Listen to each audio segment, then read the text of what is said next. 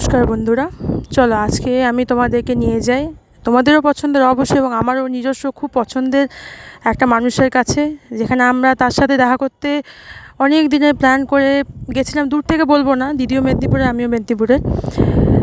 তোমাদের সবার পছন্দের, অবশ্যই আমারও পছন্দের দিদি মহুয়াদির কাছে। তোমরা সবাই হয়তো চেনো, দিদি প্রবাসে ঘরকন্যার ব্লগ চ্যানেল আছে দিদির।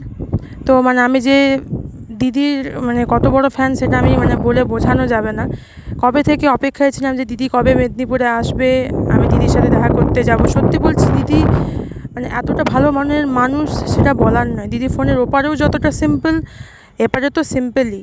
তো আমি যে কতটা আনন্দ পেয়েছিলাম দিদির কাছে গিয়ে, দিদিকে ছুঁয়ে, সেটা বলার নয়। দিদি এতটাই আন্তরিক যে কি বলবো, দিদি শুধু না, দিদির বাড়ির প্রত্যেকটা মানুষই খুব ভালো। আমরা তো সার্টেন গেছিলাম দিদির বাড়ি দিদির সাথে দেখা করতে, কিন্তু তাদের আপ্যায়ন, তাদের ভালোবাসা সত্যিই আমাদের আপ্লুত করেছে।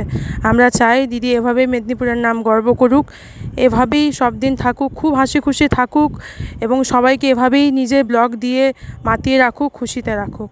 আমরা চাই যে দিদি এভাবেই দেশ বিদেশ সবার মনে এভাবে জায়গা করে নিক। আর দিদি আমাদের কাছে, আমাদের মনে তো আছেই।